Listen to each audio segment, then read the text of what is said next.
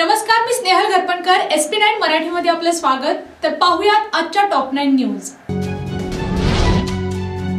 जिल्ह्याचे नेते आमदार सतीश पाटील यांच्या मार्गदर्शनाखाली सहकार रत्न विलास पाटील फाउंडेशनने रक्तदान शिबिराच्या माध्यमातून सामाजिक बांधिलकी जोपासली आहे. इतर सामाजिक संस्थांनी त्याचा आदर्श घ्यावा असे गौरव उद्गार जिल्हा परिषद माजी अध्यक्ष बजरंग पाटील यांनी काढले. माननीय विलास पाटील फाउंडेशन व अर्पण ब्लड बँक कोल्हापूर यांच्या वतीने आयोजित करण्यात आलेल्या रक्तदान शिबिराच्या उद्घाटन प्रसंगी ते बोलत होते. कोल्हापूर जिल्ह्यामध्ये सध्या रक्ताचा तुटवडा जाणवत आहे. रक्तदान हेच श्रेष्ठ दान या रक्त बँकांनी पुकारलेल्या हाकेला साथ देत विकास पाटील फाउंडेशन अणदूरच्या वतीने रक्तदान शिबिराचं आयोजन करण्यात आलं होतं. फाउंडेशनचे अध्यक्ष विठ्ठल पाटील यांनी प्रास्ताविकातून राबवत असलेल्या विविध सामाजिक उपक्रमांची माहिती दिली. रक्तदान शिबिरामध्ये रक्तदात्यांनी रक्तदान केलं. रक्तदात्यांना भेटवस्तूंचं वाटपही करण्यात आलं. यावेळी मान्यवरांनी मनोगतही व्यक्त केलं. यावेळी अणदूरचे सरपंच पांडुरंग पाटील, प्रकाश पाटील, तंटामुक्त समितीचे अध्यक्ष मारुती पाटील, पोलीस पाटील आनंदा गुरव, कृष्णा पाटील, दत्तात्रय गुरव, युवराज पाटील, सुंदर पाटील, सुधाकर पाटील, संदीप पाटील, संकेत पाटील, संभाजी पाटील, विजय टक्के, पंकज पाटील, शरद पाटील, सुखदेव कांबळे, अजित पाटील उपस्थित होते. कार्यक्रम यशस्वीपणे पार पाडण्यासाठी फाउंडेशनच्या कार्यकर्त्यांनी परिश्रम घेतले होते. शिवाजी विद्यापीठाच्या पूर्व व पश्चिम भागास कायमस्वरूपी जोडण्याकरिता बांधण्यात येत असलेल्या भुयारी मार्गाचे काम उत्तम आणि मुदतीमध्ये पूर्ण करावे असे निर्देश उच्च व तंत्र शिक्षण मंत्री चंद्रकांत पाटील यांनी शनिवारी सार्वजनिक बांधकाम विभागाच्या अधिकाऱ्यांना दिले. या कामाचे भूमिपूजन मंत्री चंद्रकांत पाटील यांच्या हस्ते करण्यात आले. यावेळी ते बोलत होते. या कामाच्या भूमिपूजन प्रसंगी कुलगुरू डॉक्टर D.T. शिर्के आणि कुलगुरू डॉक्टर प्रमोद पाटील, कुलसचिव डॉक्टर V.N. शिंदे यांची प्रमुख उपस्थिती होती. या कामासाठी महाराष्ट्र शासनाकडून 8,48,81,945 रुपयांचा निधी मंजूर आहे. त्यापैकी पहिल्या टप्प्यात 2,50,00,000 रुपयांचा निधीही प्राप्त झाला. त्या निधीमधून या कामास प्रारंभ करण्यात आला आहे. लक्षतीर्थ वसाहतमध्ये 31 जानेवारी रोजी सकाळी अनधिकृत मदरशाचे अतिक्रमण हटवण्यासाठी गेलेल्या शासकीय अधिकाऱ्यांशी हुज्जत घालून जमावबंदीचे उल्लंघन केल्याबद्दल तसेच महापालिकेला घेरावा घातल्याबद्दल लक्ष्मीपुरी पोलिसांनी सुमारे 600हून अधिक संशयितांवर गुन्हा दाखल केला आहे. यात गणी आजरेकर याचाही समावेश आहे. पोलिसांच्या सूचनेचे उल्लंघन केल्याबद्दल संशयितांवर कायदेशीर कारवाई होणार आहे. लक्षतीर्थ वसाहत येथील अलिफ अंजुमन मदरसा आणि सुन्नत जमातीचे अनधिकृत बांधकाम हटवण्यासाठी महापालिकेच्या अतिक्रमण निर्मूलन पथकासह पोलीस आणि महसूल विभागाचे अधिकारी बुधवारी सकाळी गेले होते. मात्र गणी आजरेकर यांच्यासह परिसरातील महिला आणि तरुणांनी कारवाईला विरोध करून मदरशासमोर ठिय्या मारला. आजरेकर यांनी जमावाला चिथावणी देऊन महापालिकेला घेराव घालण्यास फूस लावली. काही तरुणांनी तर हुज्जत घालत पोलिसांच्या अंगावर धावून जाण्याचा प्रयत्न केला.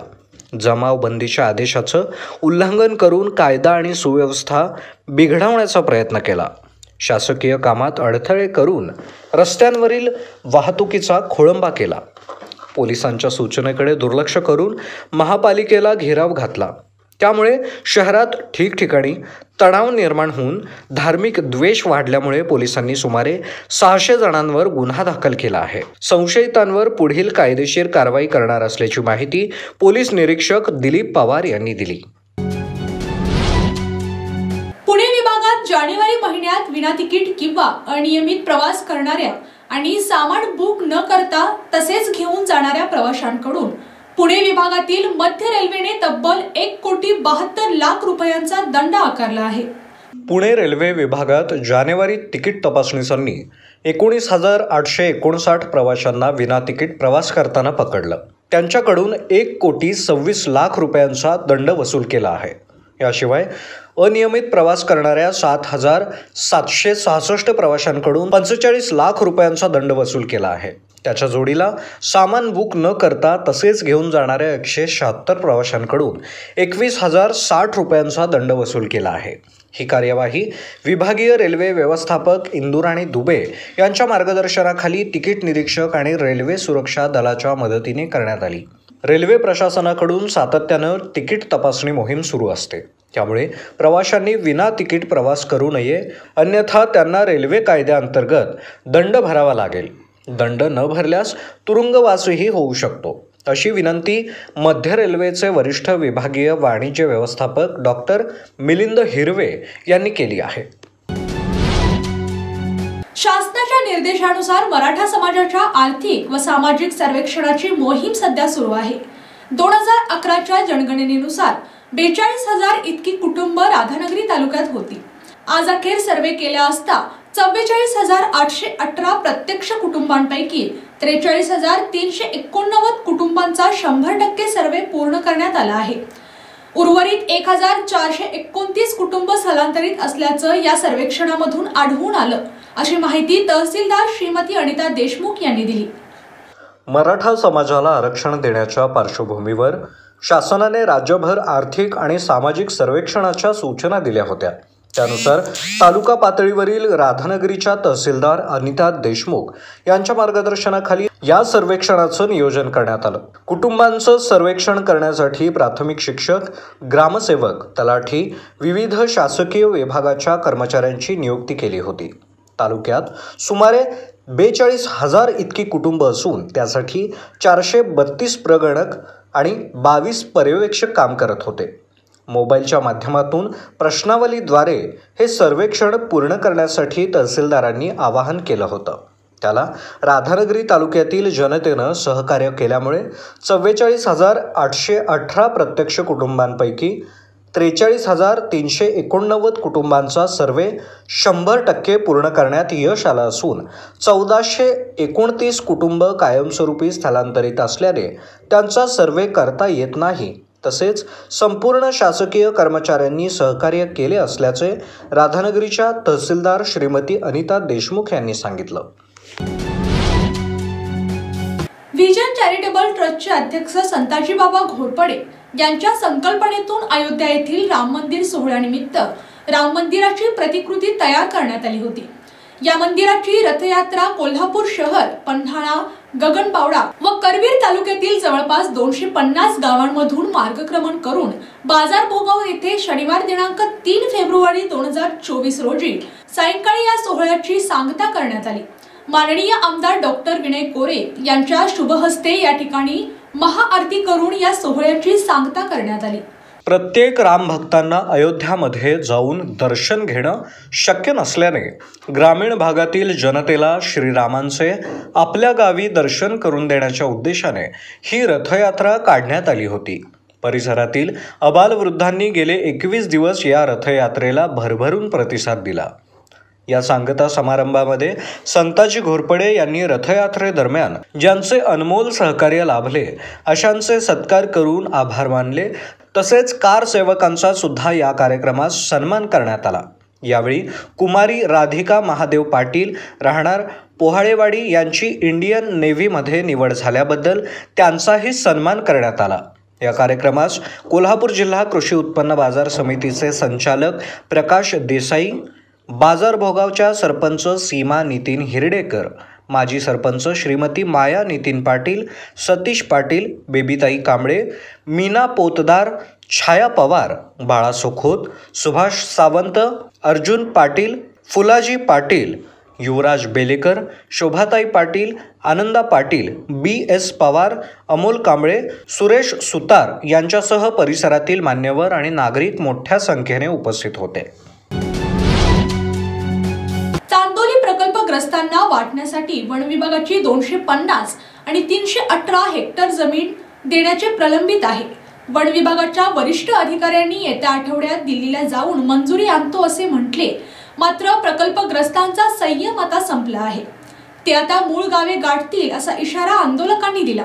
स्वाभिमानी शेतकरी संघटनेचे नेते माजी खासदार राजू शेट्टी यांनी आंदोलकांची भेट घेतली। यावेळी श्रमिक मुक्ती दलाचे राष्ट्रीय अध्यक्ष डॉक्टर भारत पाटणकर यांनी आंदोलकांना मार्गदर्शन केले। चांदोली वनसंरक्षक कार्यालयासमोर 6 दिवसांपासून चांदोली प्रकल्पग्रस्तांचे ठिय्या आंदोलन सुरू आहे. राजू शेट्टी यांच्यासह अनेक संस्था आणि व्यक्तींनी आंदोलकांची भेट घेतली. शेट्टी म्हणाले, देशातील आणि राज्यातील हे सरकार मुर्दाड आहे. बड्या लोकांच्या हितासाठी संसद आणि विधानसभा रात्रभर चालवतात. त्यांच्याकडे 50 आमदारांना मोजता न येणारी रक्कम देण्याइतका पैसा आहे, परंतु शेतकरी, शेतमजूर आणि प्रकल्पग्रस्तांच्या प्रश्नांवर बैठक बोलवून प्रश्न सोडवायला वेळ नाही. त्यांना वठणीवर आणलं पाहिजे, असं मत राजू शेट्टी यांनी व्यक्त केलंय. देवाळे तालुका पन्हाळा, जिल्हा कोल्हापूर या गावात विद्युत वितरण विभागाचे अधिकारी ग्राहकांसाठी आहेत की नेते मंडळींसाठी आहेत, अशी शंका निर्माण होत आहे. याला कारण म्हणजे नारायण मधुकर माने, मुक्काम पोस्ट देवाळे यांची विद्युत वितरण करणारी सर्व्हिस वायर शेजारच्या बांधकामासाठी काढून 2 महिने उलटले तरी अजून विद्युत पुरवठा सुरळीत करण्याचं नावच घेत नाहीये. यामुळे नारायण मधुकर माने यांना नाहक त्रास सहन करावा लागत आहे. नारायण मधुकर माने राहणार देवाळे तालुका पन्हाळा यांचे गावामध्ये घर आहे. त्यांच्या शेजाऱ्यांचे बांधकाम सुरू आहे. या बांधकामास विद्युत पुरवठा करणाऱ्या सर्व्हिस वायरचा अडथळा होत असल्यामुळे संबंधित विभागाच्या अधिकाऱ्याने त्यांचे वीज कनेक्शन बंद केलंय. हे कनेक्शन पुन्हा 2 दिवसात सुरळीत सुरू करतो असं आश्वासन दिलं होतं. पण या गोष्टीला 1.5 महिना होऊन गेला तरी तक्रारदाराने विद्युत पुरवठा अजूनही सुरळीत केलेला नाही. याबद्दल वरिष्ठ विभागाच्या अधिकाऱ्यांना लेखी तक्रार अर्जाद्वारे विनवणी केली तरीही विद्युत वितरण विभाग देवाळे नावली येथील अधिकारी चौगुले आणि वायरमन शेळके हे देवाळे गावचे सरपंच आणि ग्रामसेवक यांच्या संगनमतांनी तक्रारदार यांचा विद्युत पुरवठा सुरळीत करण्यास मुद्दाम विलंब लावत आहेत, अशी तक्रार नारायण मधुकर माने यांनी केली आहे. माने यांच्या घरी वयस्कर आई राहतात. तसेच घराच्या मागे घनदाट झाडी आणि दरडीसारखा भाग आहे. त्यामुळे विद्युत पुरवठा असणं गरजेचं आहे. म्हणून विद्युत पुरवठा लवकरात लवकर सुरळीत करावा अशी मागणी त्यांच्याकडून होत आहे.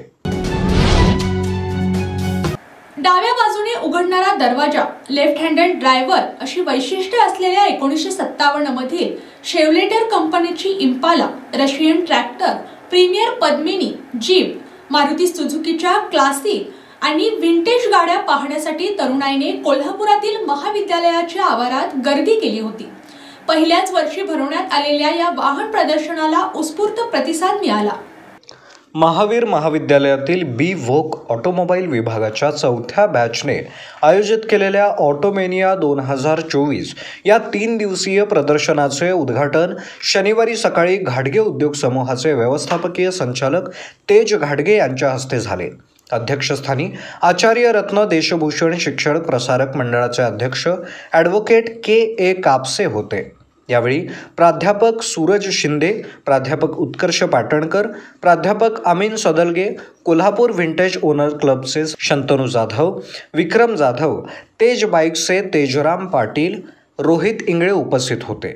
जावेद मिस्त्री यांनी सूत्रसंचालन केले.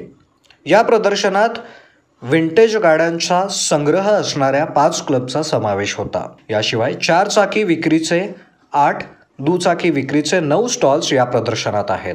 याशिवाय बॅटरी ऑपरेटेड सायकल आणि विंटेज 30 चाकीसह 10 सायकल्स, 10 4 चाकी, 40 दुचाकींचा समावेश आहे.